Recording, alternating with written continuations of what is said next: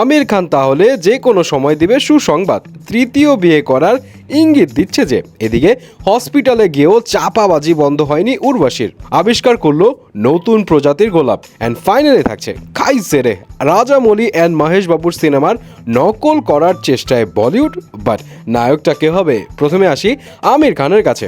দুইটা ফেইল্ড ম্যারেজের পর আমির খানকে নিয়ে তো মাঝখানে গুঞ্জন উঠেছিল ফাতেমা সানা শেখ হবে খান সাহেবের তৃতীয় বিবি, কিন্তু সেটা তো পরে চাপা পড়ে যায়। তবে এখন আমির খান কিছুটা ইনিয়ে বিনিয়ে ঘুরিয়ে পেঁচিয়ে বোধ হয় জানান দিচ্ছে তার তৃতীয় বিয়ে করা খুব দরকার। কাহিনী হলো, রিয়া চক্রবর্তীর এক অনুষ্ঠানে আমির খানকে তৃতীয় বিয়ে নিয়ে জিজ্ঞেস করা হলে সে জানায়, বয়স তো আমার 59 হয়ে গেছে, এই বয়সে আরেকটা বিয়ে করাটা একটু মুশকিল, আর এমনিতেও আমার এক্স ওয়াইফদের সাথে আমার সম্পর্ক বেশ ভালো।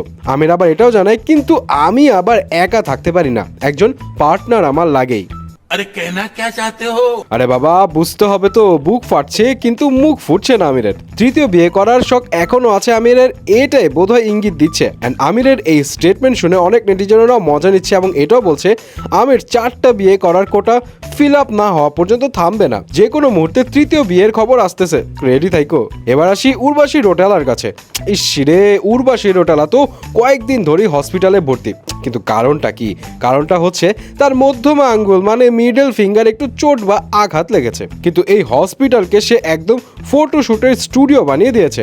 সে গতকাল কয়েকটা ছবি শেয়ার করে যেখানে সে গোলাপ ফুলের মধ্যে ডুবে আছে, অ্যান্ড ক্যাপশনে লিখেন তার এক পাগল ভক্ত তাকে 1 লাখ লাক্সারিয়াস গোলাপ ফুল পাঠিয়ে উইশ করেছে তার দ্রুত সুস্থতার জন্য। ব্যাস, নেটিজনেরা তো টার্গেট পেয়ে গেল মজা নেওয়ার।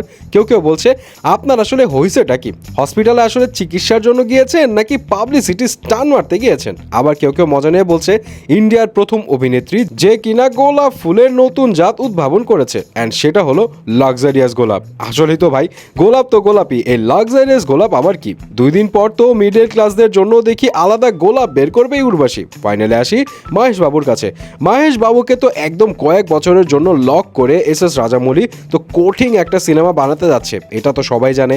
জঙ্গল অ্যাডভেঞ্চার এই ছবিতে মহেশ বাবুর লুক অ্যান্ড ফিজিক্যাল অ্যাপিয়ারেন্স থাকবে ডিফারেন্ট, যার কারণে মহেশ বাবু এখন খুব একটা পাবলিকালি আসে না। কিন্তু এর মাঝে আবার গুঞ্জন ভেসে বেড়াচ্ছে যে রাজামৌলির এই কনসেপ্টটা মেরে দিয়ে বলিউডও বানাবে সিনেমা। জানা গিয়েছে বলিউডের একটা নামি দামি production house Ajay Devgn and Akshay কুমারকে নিয়ে এই জঙ্গল অ্যাডভেঞ্চার নিয়ে খুব কনস্ট্যান্টলি একটা মুভি বানাবে।